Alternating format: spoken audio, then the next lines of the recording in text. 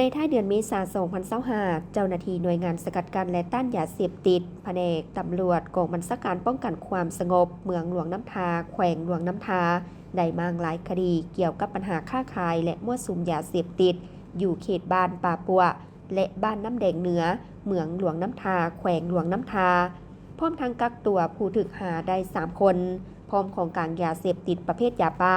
จำนวน 2,928 เม็ดผู้ถูกหามีเท้าสอนคำอายุ 30 ปี อยู่บ้านป่าปัวพร้อมของกลางยาบ้าจำนวน 837 เม็ดเท้าใจอายุ 35 ปี อยู่บ้านดอนสัมพันธ์พร้อมของกลางยาบ้า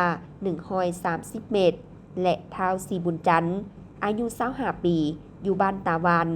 พร้อมของกลางยาบ้า 1,961 เม็ดพวกเกี่ยวทั้ง 3 คนแมนอยู่เมืองหลวงน้ำทาแขวงหลวงน้ำทา